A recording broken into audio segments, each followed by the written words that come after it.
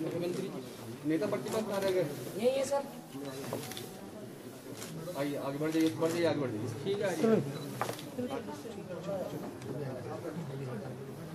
तो मेरी फाइल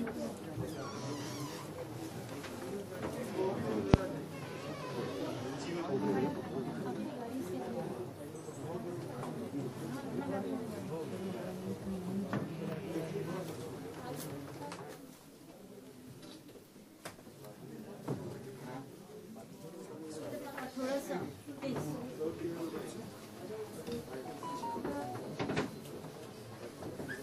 हमारी सदस्य सचिव झरना कमठारा जी इसको आरंभ करने जा रही है कार्यक्रम को। चलो उनको कैसे ऊपर उठाए। उदाहरण के तौर पे जो पिछला राष्ट्रीय बालिका दिवस था उस पे चांदनी नाम की एक बालिका जो दीक्षावृत्ति से मुक्त हुई थी इस पुल का प्रावधान 2006 में किया गया। IIT रुड़की की ड्राइंग पे ये पुल का निर्माण कार्य शुरू हुआ। ये पुल अपने असंख्य रंगों को भरना शुरू कर देता है। कंप्लीट होने के साथ साथ ही विद्युतीकरण के कार्यों के प्रारंभ करने के लिए हमारे और फिर ज्वाइंट वेंचर बीके प्रोडक्ट मैनेजमेंट नहीं दिखेंगे इस पे काम करके चलो उनको कैसे ऊपर उठाए।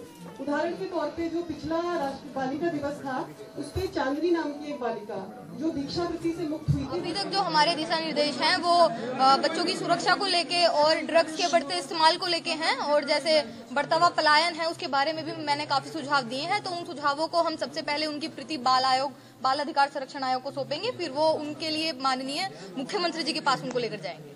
आपने कहा कि चूंकि जो नायक फिल्म थी उसका किरदार एक तरह से आपको लग रहा है, तो कैसा फील हो रहा है? सर वो तो एक रील था, सिनेमा लाइफ थी और ये तो रियल में है, तो हम सोच सकते हैं कि कितना गूज़बम्स और कितना ज्यादा एक्साइटमेंट अभी हो रहा होगा। मैं जब मूवी में देख के ऐसा होता है तो वो चीज जब रियल में हो रही है तो वो कितना ज्यादा अच्छा। और इसके लिए तो मैं सबसे ज्यादा थैंकफुल हमारे जो मुख्यमंत्री साहब हैं उनके लिए हूँ और राज्य बाल अधिकार संरक्षण आयोग उनका भी हृदय से धन्यवाद करती हूँ कि उन्होंने मुझे गोल्डन अपॉर्चुनिटी प्रोवाइड कराई।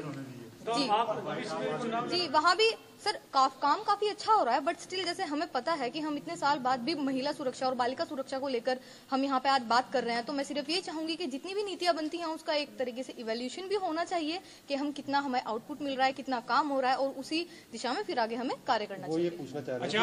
चुनाव वाली प्रक्रिया के साथ ही हमारी बाल विधानसभा भी कार्य करती है। हम बाल विधानसभा से हैं जो जिसके 70 विधायक पूरे उत्तराखंड से चुनकर आते हैं, जिसका गठन राज्य बाल अधिकार संरक्षण आयोग के साथ मिलकर प्लान इंडिया व श्री भुवनेश्वरी महिला आश्रम ने किया है। उसी की वजह से मैं आज यहाँ पर भी खड़ी हुई हूँ। तो अगर फ्यूचर में आगे मौका मिलता है तो बिल्कुल मैं ट्राई करूंगी आने का। जी बताइए, आपके सामने जो प्रेजेंटेशन दी गई उससे पहले के अकॉर्डिंग तो बदल रही है, सुधार भी आ रहे हैं और मुझे खुद भी लगता है कि पहले के कंपैरिजन में तो स्थिति काफी ज्यादा सुधरी है। तो अब जैसे जैसे आगे हम कदम बढ़ाएंगे आप सभी लोगों का साथ लेकर, ऐसी स्थिति और भी ज्यादा सुधरती जाएगी। अच्छा सृष्टि, आप सीएम सच में और बस जो मुझे लगा कि थोड़ी रिकमेंडेशंस की जरूरत है, जहाँ जहाँ पे मेरे सुझाव की बात थी मैंने वो सभी को दिए हैं सभी प्रेजेंटेशंस के एंड में। क्या सुझाव दिया आपने? जी मेरे काफी महत्वपूर्ण सुझाव थे, जैसे बालिका सुरक्षा को लेकर कि काफी कॉलेज जाने वाली लड़कियों को वो असुरक्षा का भाव महसूस करती हैं कॉलेज जाने को लेकर। तो मैंने पुलिस महानिदेशक जी से रिक्वेस्ट करी कि वो उसके लिए मतलब वो ये सिक्योर करें कि जो लड़कियां हैं वो इजीली अपना कॉलेज आ जा सकें और जो नशे की बढ़ती हुई लत है जैसे स्कूल के 500 मीटर के दायरे में वो ये सुनिश्चित करें और बिल्कुल स्ट्रिक्ट दिशा निर्देशों के साथ कि वहाँ पर किसी भी मादक पदार्थ की बिक्री ना हो। आप जहाँ से आती है रोटी के जी सबसे पहले तो जैसे मैं खुद भी बाल विधानसभा से आती हूँ तो मेरी मेन प्रायोरिटी यही रहेगी, क्योंकि हम सबको भी पता है बच्चे जो हैं हमारे देश का भविष्य है।